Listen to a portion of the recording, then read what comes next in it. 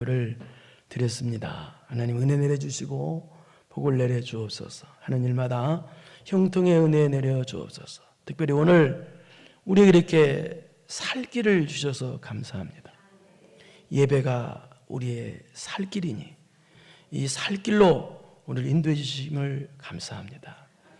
하나님, 그리고 이들에게 예배를 통해서 은혜를 베풀어 주시되 물질이 필요한 자는 물질을 주옵소서. 건강이 필요한 자에게는 건강을 주옵소서. 이루가 필요한 자는 이루를 주시고 사랑이 필요한 자에게는 사랑을 주시옵소서. 믿음이 필요한 자에게는 믿음을 주시옵시고 은혜가 필요한 자에게는 놀라운 은혜가 있어지는 시간 되게 하여 주옵소서. 그래서 예배 끝나고 마치고 세상에 살 때 나가서 신앙 승리하는 멋진 성도들 다 되게 하여 주옵소서. 말씀으로 힘받고 말씀으로 말씀을 잘 소화시켜서 그래서 100배, 30배, 60배 놀라운 열매 맺는 그런 복받는 성도들 다 되게 하여 주옵소서. 예수님의 이름으로 기도드리옵나이다. 아멘. 네, 바울 사도가 2차 복음 전할 때, 전도행할 때 아시아에서 복음을 전하려고 했습니다. 그런데 하나님께서 유럽에 가서 복음을 전하라고 하셨어요. 그래서 첫 번째 간 곳이 빌립보라는 곳이었습니다. 그래서 빌립보랑 도착해서 귀신 붙은 여자 종을 고치는 관계로 매를 많이 맞아요. 또 감옥에 갇히고, 그럼에도 불구하고 하나님의 놀라운 은혜의 역사가 일어나서 간수가 예수 믿는 역사가 일어나고 놀라운 역사가 일어나요. 그래서 이제 그 다음에 간 곳이 이제 오늘은 데살로니가라는 지역이었습니다. 이 데살로니가라는 지역에는 많은 유대인들이 이민 와서 사는 지역이고 또 다양한 나라 사람들이 와서 섞여 사는 지역이었습니다. 여기에서 바울 사도가 복음을 통해서 많은 사람들이 예수를 믿게 됩니다. 그러자 거기 이민 와서 사는 사람들은 유대인들이 시기가 나가지고 바울을 죽이려고 핍박을 합니다. 그래서 데살로니가 지역에서 핍박이 너무 심해서 그래서 전할 수가 없었어요. 약 한 달 정도밖에 복음을 전하지 못하고, 그 다음에 간 곳이 이 데살로니가에서 약 64km 정도 떨어진 베리아라는 곳으로 가게 됐습니다. 그런데 유대 폭도들이 얼마나 악한지 이 데살로니가 지역에서 막 불량배까지 동원해서 이 바울을 핍박해서 못하고 베리아는 도착했는데, 베리아까지 쫓아와서 유대 폭도들이 쫓아와서 바울을 또 죽이려고 핍박을 해요. 그래서 거기서도 전하지 못하고, 그래서 바울 사도가 그 다음에 간 곳이 아덴이라는 곳에 가게 됐습니다. 아덴에서 또 아덴을 거쳐서 그 다음에 간 곳이 고린도라는 지역에 가서 약 1년 6개월 동안 머물면서 복음을 전하게 됩니다. 그런데 이 복음을 전하면서 1년 6개월 정도 머물면서 복음을 전할 때, 이때 데살로니가 전서와 데살로니가 후서를 기록했다고 그렇게 보고 있습니다. 방금 전에 얘기했습니다만 이 데살로니가 지역에는 엄청난 박해가 있는 곳입니다. 그래서 오늘날 말하면 예수 믿기 정말 힘든 곳입니다.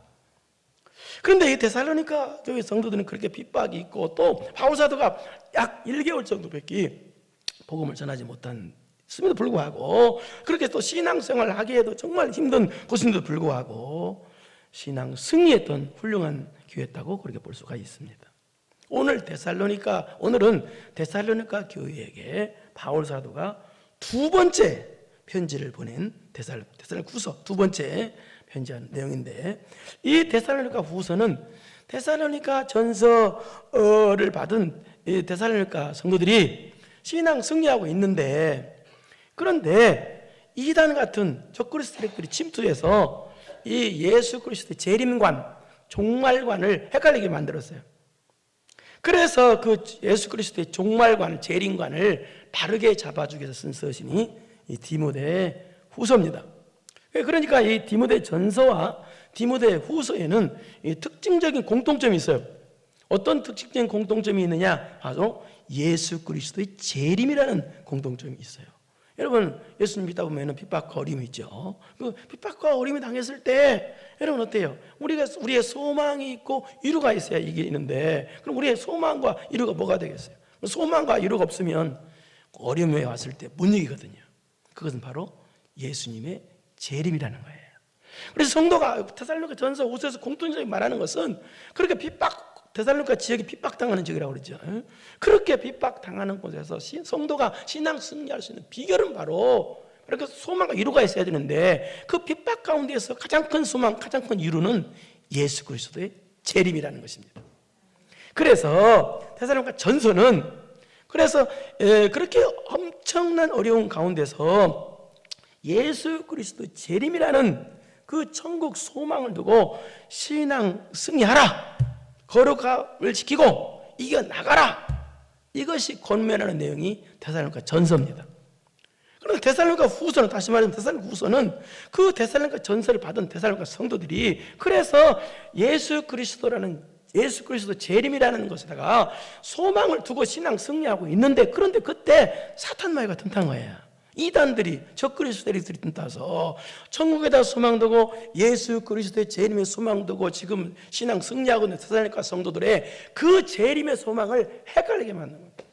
그래서 어떻게 유혹을 했느냐? 야, 예수님 재림이 가까웠는데 이제는 막 살아라, 막 살아도 된다, 아무렇게 살아도 된다. 그러면서 뭐라고 하느냐면 예수님 재림이 가까웠는데 이제 뭘로 일하냐, 일할 필요도 없어, 그냥 재림만 바라고 살아라. 말도 안 되는 것이죠. 여러분, 재림을 어떻게 바라봐야 되겠어요? 우리가 최선을 다해 일하면서 하나님께서 나에게 맡겨주신 사명 감당하면서 주님의 재림을 바라봐야 되지, 사명 감당도 않고 아무것도 안 하고 재림만 바라보면 말이 안 되잖아요. 그래서 그 사탄의 유혹에 넘어간 데살로니가 성도들이 몇몇 있었어요.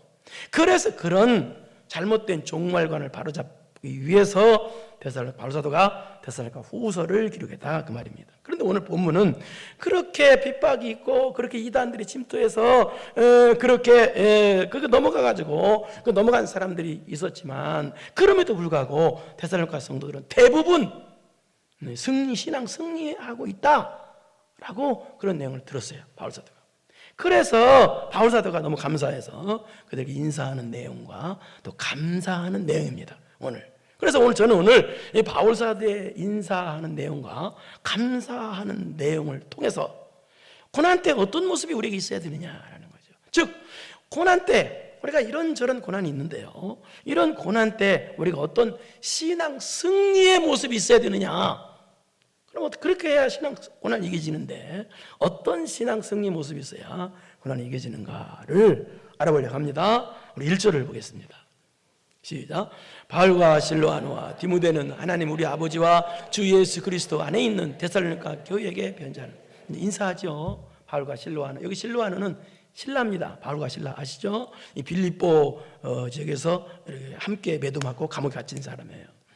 그래서 이 신라는 바울의 바울 사도 2차 전도 여행 때부터 같이 바울과 함께 동행했던 아주 훌륭한 분인데요. 그런데 이 바울과 신라와 디모데가 이 데살로니가 지역에서 그렇게 핍박 가운데 있으면서도 복음을 전해서 데살로니가 교회가 세워지게 된 거예요. 그러니까 데살로니가 성도들 입장에서는 이 세 분이야말로 대단히 존경받는 인물들이에요.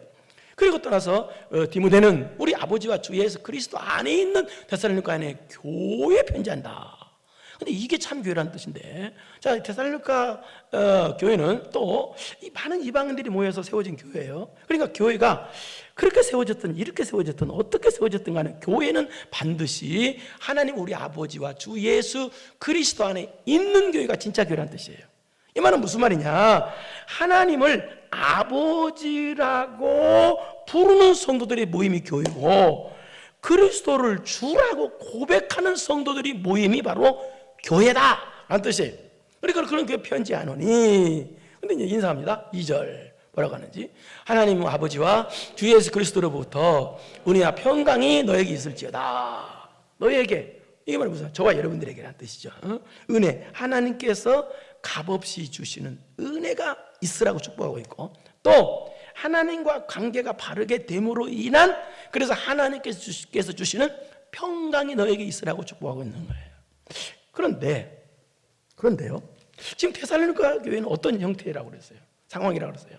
엄청난 핍박 가운데 있는 상황이에요. 그러기 때문에 그 고난이, 엄청난 핍박과 고난을 받고 있기 때문에 그 고난을 이기려면 뭐가 있어야 된다? 은혜와 평강이 있어야 된다는 거예요. 우리가 고난을 이기는 무기는 은혜와 평강이라는 얘기예요. 하나님께서 주시는 은혜와 평강이라는 거예요. 여러분, 세상 사람들은요, 아무 일 없는 거, 잘만 되는 거 은혜라고 그럽니다. 또 아무 어려움이 없는 것을 그걸 평강이라고 그래요. 그러나 성도는요, 도저히 은혜라고 말할 수 없는 어려움이 와도, 도저히 평강이라고 말할 수 없는 그런 어려움이 와도, 우리가 그런 고난이 와도, 그런 고난이 와도 은혜라고 말할 수 있는 것은 그 고난 속에서 하나님의 은혜와 하나님의 평강을 발견하기 때문에 그래요. 여러분, 신앙생활 잘하는 사람들 한번 보십시오. 보면은 여러분이 한번 보시면 얼굴이 환한 걸 알 수가 있습니다. 얼굴이 환해요. 왜 얼굴이 환하겠어요? 마음이 환하니까 얼굴이 환해요. 여러분 참 달덩이 같습니다. 이게 다 환해요. 어려움이 없기 때문에 화난 게 아니잖아요. 그렇죠? 어려움이 없기 때문에 화난 게 아니에요. 여러분이 명절 때 같은 데 보면은 친척들이 모이거나 그 주변 동네 사람들 모이면 한번 보세요. 거기 보면은 이상하게 얼굴이 환한 사람들이 보일 거예요. 그러니까 물어보면 대부분 예수님 믿는 사람들일 거예요. 왜 그러느냐? 예수님 믿는 사람은요, 누구나 하나님께서 주시는 은혜와 평강이 조금이라도 다 있기 때문에 그래요. 양의 차이는 단둥은 있습니다만, 그러나 누구나 하나님께서 주시는 은혜와 평강이 있기 때문에 그렇게 조금이라도 얼굴이 환한 거예요. 무슨 말입니까? 성도가 고난 때 신앙 승리하는 모습은 뭐냐? 그게 바로 은혜와 평강을 잊지 않는 모습이라는 거예요. 은혜와 평강을, 여러분 바울 사도가 지금 고난이 없기 때문에 지금 현재 은혜와 평강을 지금 축복으로 말하고 있는 게 아니에요. 바울 사도는 지금 데살로니가 후서를 쓰고 있는 이 순간에도 말로 다 할 수 없는 엄청난 고난을 받고 있는 중이었어요. 그러면서도 바울 서신을 보면은 전부가 다 은혜와 평강을 말해요. 특히 로마 감옥에서 쓴 옥중서신이라고 하는데, 그 옥중서신에 보면은 에베소 1장 2절, 빌립보서 1장 2절, 골로새서 1장 2절 보면은 너에게 은혜와 평강이 있을지라고 똑같은 말을 그리고 반복하면서 시작해요. 감옥 안에서도 은혜와 평강을 반복하고 있어요. 이건 무슨 말입니까? 바울 사도는 육적으로 엄청난 감옥이라는 그런 엄청난 고난이 있음에도 불구하고 그런 상황에서도 하나님께서 주시는 은혜와 평강이 넘쳐났다는 얘기예요.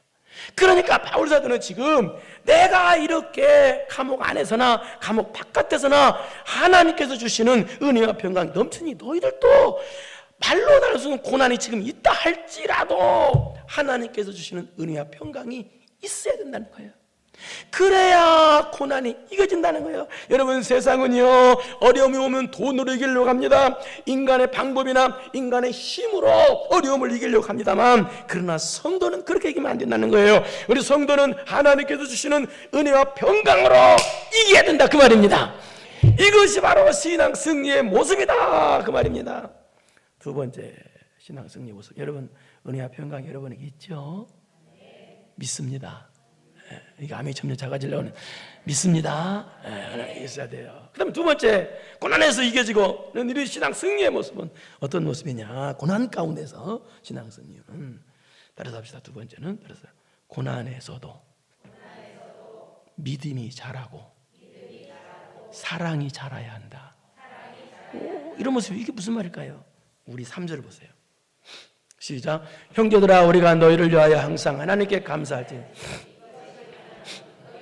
더욱 잘하고 너희가 다 각기 서로 사랑해 보세요.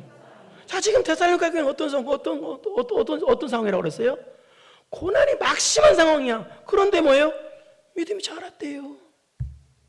사랑이 풍성해졌대요. 그래서 바울사도가 그것 때문에 감사한대요. 네? 그래서 이제 사절을 잠시 보겠습니다만, 사절을 보면은요, 무슨 말이냐면 모든 박해와 환난 중에라는 말이 나와요. 이 말은 무슨 말이냐? 환난 중이라는 말은 무슨 말이냐? 환난이 계속 있다는 뜻이에요. 또 환난, 이 환난이 지나면, 고난이 지나면 없을라나? 또 있어. 내일 아침이나 또 있어. 그런 중인데도 데살로니가 성도는 뭐가 자라? 믿음이 자랐다는 거예요. 여러분, 이게 신앙 승리의 모습 아니겠습니까? 그러니 얼마나 바울 사도가 감사하겠어요. 성도는 두 종류가 성도가 있습니다. 어려움이 오면요, 믿음이 자라기는커녕 시험 만드는 사람들이 있어요. 여러분 생각해봐요. 얼마나 문제예요, 그런 사람들이. 그 다음에 어려움이 오는데도 불구하고 믿음이 놀랍게 자라는 사람이 있어요. 데살로니가 성도들 같이. 여러분, 이런 성도 되기를 축원합니다. 그러니까 데살로니가 교회 성도들은 지금 왜요? 고난이 없는 게 아니라 고난이 막 끊임없이 어려움이 다가오는데도 믿음이 자랐다는 거예요. 두 번째는 뭐예요? 고난이 계속 드는데도 뭐가 있다. 시작. 서로 다 각기 서로 사랑함이 이 말은 사랑이 풍성했다. 이 말은 무슨 말이냐? 그런 고난 가운데서도 사랑이 자랐다는 거예요. 사랑이 더 풍성히 더 뜨거워졌다는 거예요. 여기 사랑은 아가페의 희생의 사랑입니다. 여러분, 지금 사랑이 자랍니까? 아니면 사랑이 퇴보합니까? 여러분, 어려움이 오면요, 대부분의 사람들은요, 사랑이 식습니다. 냉랭해지고 차가워집니다. 어려워지면 사랑이 매정해집니다. 사람들이. 그런데 데살로니가 성도들은요, 역으로 어려움이 왔는데도, 끊임없이 오는데도 사랑이 더 자랐어요. 사랑이 더 풍성해졌어요. 사랑이 더 뜨거워졌어요. 그래서 성도들도 어려움이 오면 올수록 그리스도의 십자가의 사랑이 자라야 합니다. 이것이 신앙 승리의 모습이다, 그 말입니다. 예. 그렇다면 믿음이 자라고 사랑이 자란 증거가 뭐냐? 그것이 4절. 믿음이 자라고 사랑이 자란 증거가 뭐냐? 그 모습이 뭐냐? 4절 시작. 그러므로 너희가 견디고 있는 모든 박해와 환난 중에서 믿음으로 말미암아 하나님의 여러 교회에 우리가 친히 자랑하노라. 여기 나오죠? 박해와 환난 중에서. 환난 중에서라는 말은 끊임없이 어려움이 계속되는 중에서라는 뜻이에요. 그런 중인데도 너희가 어땠다? 첫째 시작. 너희가 견뎠다는 거예요. 견뎠다.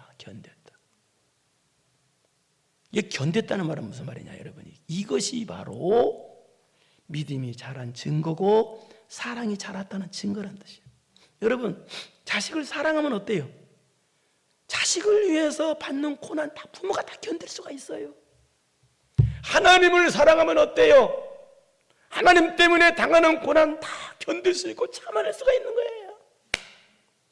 우리가 지난 하나님 때문에 당하는 고난 견딜 수 있고 참을 수가 있다는 것은요, 바로 내 믿음이 자랐다는 증거고 사랑이 자랐다는 증거라는 얘기예요. 조금만 어려움이 오면 그냥 못 참고 못 견디는 사람들이 있어요. 여러분, 어떤 부류의 사람들입니까? 못 참고 못 견디는 사람입니까? 아니면 견디고 참고 승리하는 사람입니까? 고난이 와도 견디고 참고 승리하는 것이, 이것이 바로 신앙 승리의 모습이라, 그 말이에요. 이 데살로니가 성도들이 그랬다는 거예요. 또 인내와 하나님 여러 교회에서 우리가 친히 자랑하노라. 그리고 또 인내와 믿음으로 말미암아. 여기 인내라는 뜻은 또 무슨 뜻이냐, 이런 뜻이 있습니다.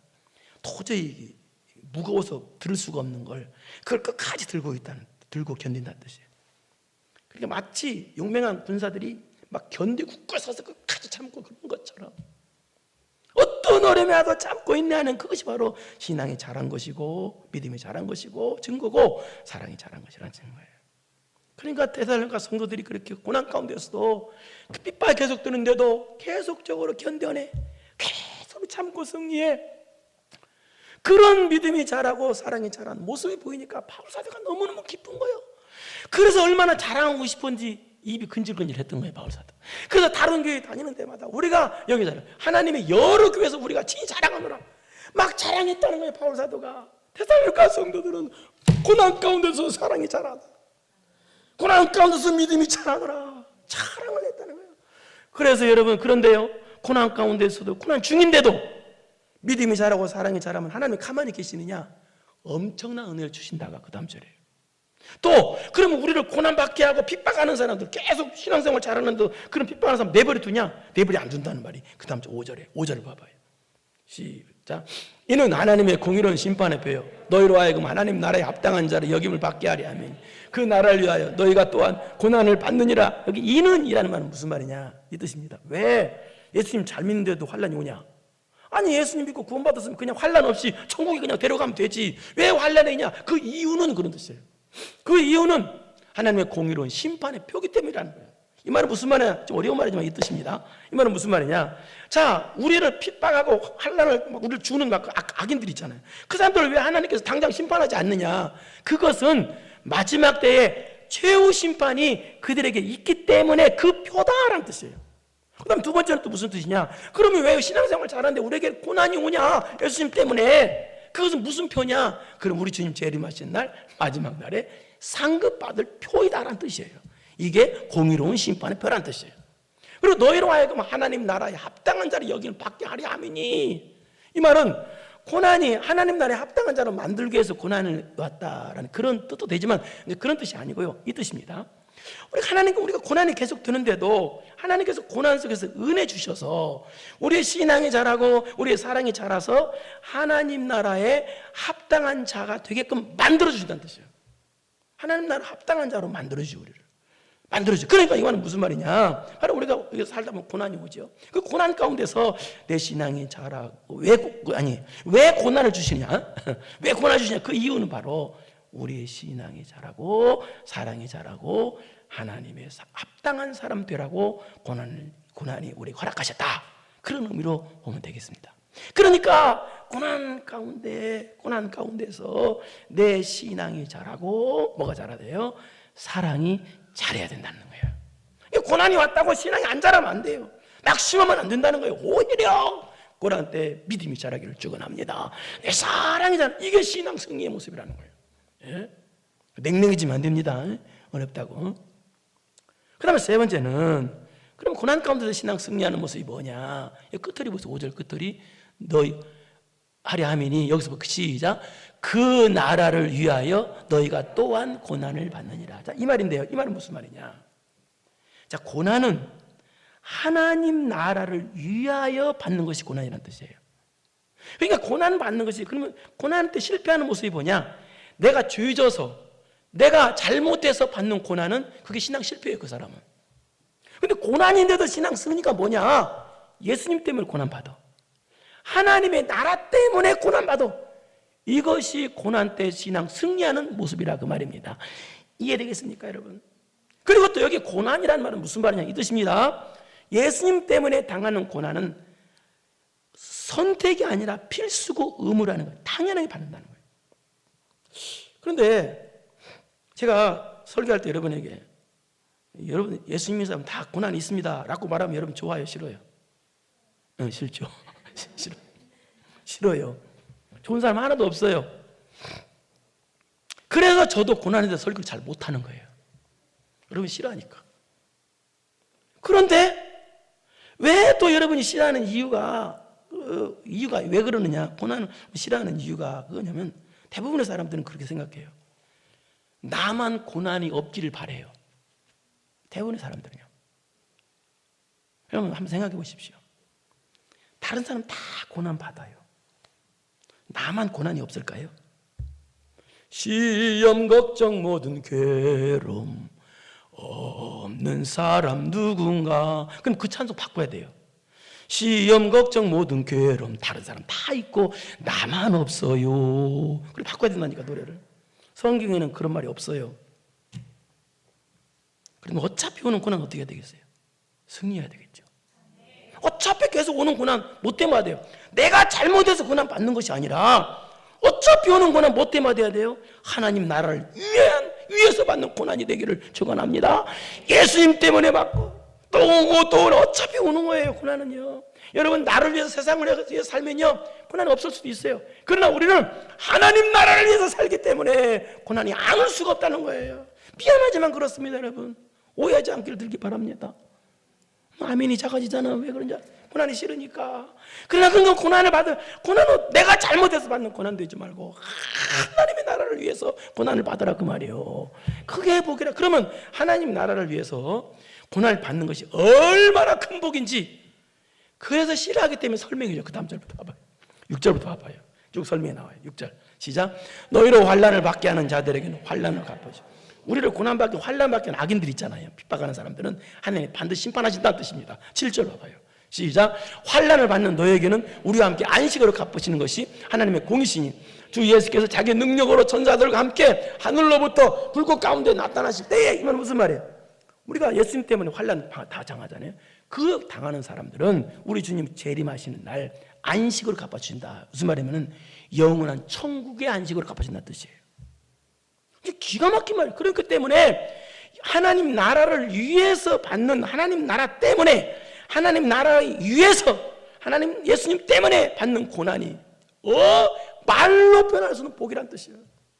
이거 분명히 알아야 돼요.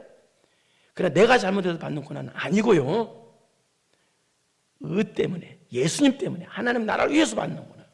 그 다음에 8절. 그러나 시작. 하나님 모르는 자들과 우리 주 예수의 복음에 복종하지 않는 자들은 형벌을 내리시느니. 하나님 형벌을 내리신대요. 악인들은요, 환난받게 하는 악인. 근데 어떤 형벌이냐? 9절이 충격적인데 한번 보세요. 9절 시작. 이런 자들은 주의 얼굴과 그의 힘의 영광을 떠나 영원한 멸망의 형벌을 받으리라. 어떤 형벌을 해요? 영원한 멸망의 형벌. 여기 영원한 멸망 형벌이 뭐예요? 쉽게 말해서 지옥이에요. 지옥. 여러분, 지옥은요, 고통스러운 것이 영원한 거예요. 죽고 싶어도 죽지 않고 영원토록 고통만 당하는 것이 지옥이요. 여러분요, 정말 그런 곳에 안 간 것만 해도, 이거 여러분이 거꾸로 살아도 복이요. 하여튼 못 알아듣는 데는 1등이에요, 우리 대한민국에서. 그럼 10절 봐요. 10절 시작. 그러면 하나님 나라에서 고난받는 게 얼마나 큰 복인지. 시작. 그날에 그가 강림하사 영광을 받으시고 모든 믿는 자에서 놀랍게 여김을 얻으시리니 이는 우리의 증거가 너에게 믿어. 이 말은 무슨 말이냐? 예수님 때문에 우리가 환난 고난 받았죠. 그럼 주님 재림하신 날 그날에 그것이 바로 우리 영광이 면류관이 우리에게 된다는 거예요. 그리고 그것이 또 하나님께 영광이 되는 것이고.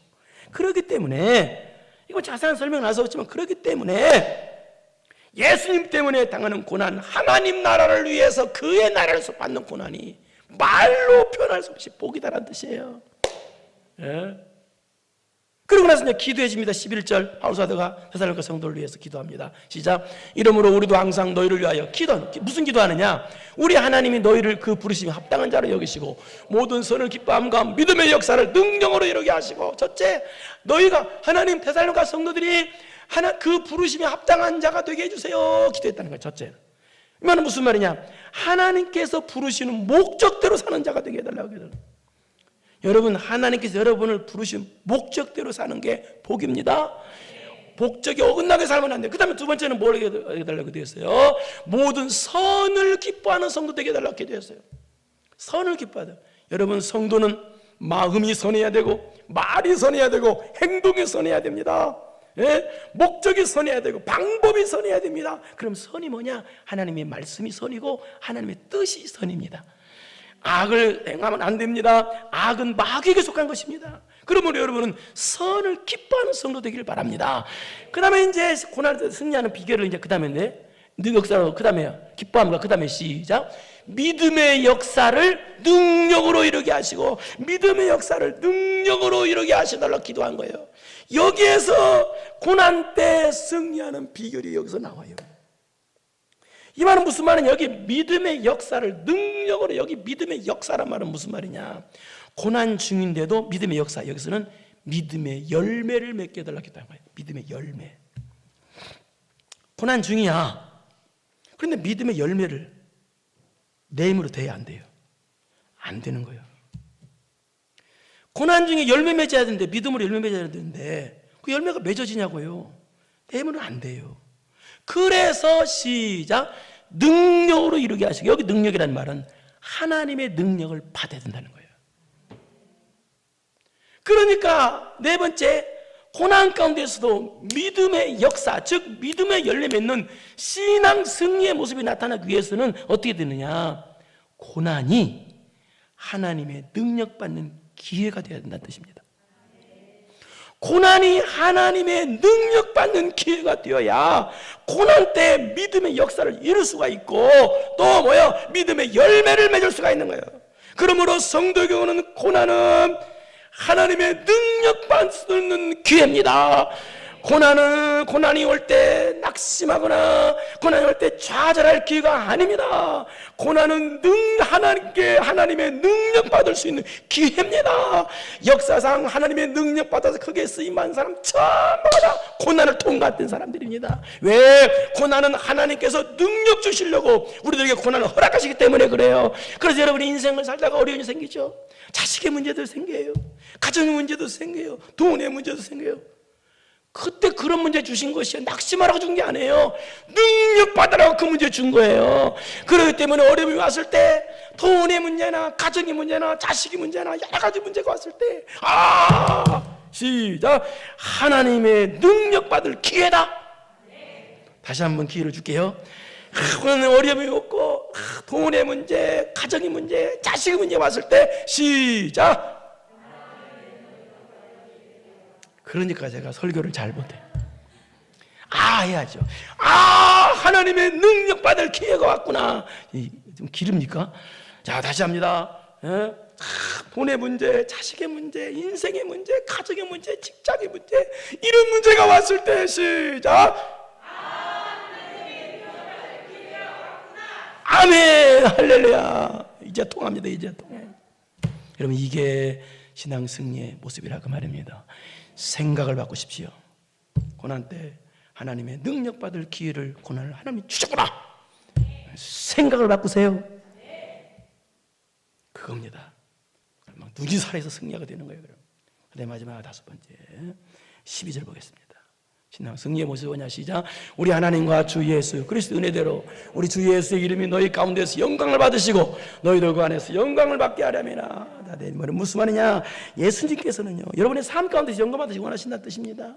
예? 주 예수 이름이 너희 가운데 영광을 받으시고 너희들 그 안에서 영광을 받게. 그렇게 하면 어떻게 되느냐? 바로 내가 하나님께 영광 돌리면 내가 영광스럽게 된다는 뜻이에요. 이게 그 말이에요. 그러니까 여러분, 성도는 어려움이 왔을 때 하나님께 영광 돌리려고 하세요. 이 어려운 고난 때일수록 더 영광 돌리세요. 고린도전서 10장 31절을 보겠습니다. 시작. 그런즉 너희가 먹든지 마시든지 무엇을 하든지 다 하나님의 영광을 위해서 하라. 다시 12절을 보겠습니다. 그러므로 하나님과 주 예수 그리스도의 은혜대로 우리 주 예수의 이름이 너희 가운데서 영광을 받으시고 너희도 그 안에서 영광을 받게 하려 함이라. 그러므로 해야 돼요. 어떤 고난이 온다 할지라도 성도는 고난이 하나님께 영광 돌리는 것이 되어야 된다는 거예요. 여러분, 좋은 일 생겼을 때만 영광 돌리잖아요, 사람들은요. 아니에요. 고난 주심에 영광 돌려야 돼요. 이게 좀 굉장히 어려워요. 어려운데요. 그런데 은혜를 받으면 이게 가능해져요. 고난 때 영광 돌리는 게 가능해진다고요. 은혜를 못 받으면요, 고난 때 영광이 안 돌려져요. 당연히 인간의 힘은 안 되거든요, 그게. 그래서 은혜를 받아서 고난이 원망이 안 되고 고난이 영광이 되길 바랍니다. 여러분, 성도에게는 누구나 예수님 때문에 고난이 옵니다. 예수님 때문에. 고난은 선택이 아니라 필수고 의무입니다. 그렇기 때문에 어떻게 돼요? 고난 때 어차피 오는 고난, 신앙 승리해야 됩니다. 고난 때 승리하려면 어떻게 해야 돼요? 고난 때 은혜와 평강을 잊지 말아야 돼요. 은혜와 평강을 유지하세요. 하나님 은혜와 평강이 넘치도록 하세요. 돈 때문에 은혜 뺏기고 돈 때문에 평강 뺏기고 그러지 마세요. 두 번째는 뭐예요? 고난 때 믿음이 자라고 사랑이 자라야 합니다. 오히려 세 번째, 고난이 내가 잘못해서 받는 고난이 되지 말고 하나님 나라 때문에, 하나님 나라를 위해서 받는 고난이 되기를 바랍니다. 고난 때 뭐라고 그래? 또 신나는 내용이죠. 네 번째는 뭐예요? 고난이 뭐예요? 하나님의 능력받는 기회입니다. 고난을 하나님의 능력받는 기회로 삼아야 돼요. 이 사람이 멋진 사람입니다. 이 사람이 승리하는 사람이에요. 능력받으라고 고난 준 거예요. 어려움 준 거라고요. 하나님의 능력받는 기회로 고난을 삼고, 그 다음에 고난 때 하나님께 고난을 영광 돌리는 고난이 됐어요. 죽게 생겼는데 어떻게 영광 돌려? 고난인데. 그래도 돌려야 합니다. 왜? 고난 때 영광 돌리는 것이 진짜 신앙 승리이기 때문에 그래요. 고난이 하나도 없을 때 영광 돌리는 건, 잘 될 때 영광 돌리는 건, 그 누가 못해요? 안 믿는 사람도 해요, 그건요. 네. 고난이 왔을 때 영광 돌리는 건 진짜 승리입니다. 여러분, 진짜 신앙 승리에서 멸류관의 주인공 되기를 다 축원합니다. 걸어가시고 내려오신 아버지 하나님 감사합니다. 성도에게는 인생을 살다 보면 이런 어려움 저런 어려움이 있습니다. 그런 어려움 올 때마다 은혜와 평강을 잊어버리지 말게 하옵소서. 믿음이 자라고 사랑이 자라게 하옵소서. 하나님 나라를 위한 고난이 되게 하옵시고, 고난 때 하나님께서 능력 주시려 고난 왔다 생각해서 고난을 하나님의 능력받는 기회로 삼는 성도 되게 하여 주옵시고, 고난을 하나님께 영광 돌리는 고난이 되게 하여 주시옵소서. 그래서 진짜 신앙 승리하는 성도들 다 되게 하여 주시옵소서. 예수님의 이름으로 기도드리옵나이다. 아멘. 이제는 우리 구주 예수 그리스도의 은혜와 하나님 아버지의 무한하신 사랑하심과 성령님이 함께 하심, 성령님의 감동하심이 이제 고난 가운데서도 진짜 신앙 승리하기로 마음 깊이 결단하고 돌아가는 사랑하고 사랑하는 성도들 머리머리 위에 이제로부터 영원토록 함께 있을지어다. 아멘.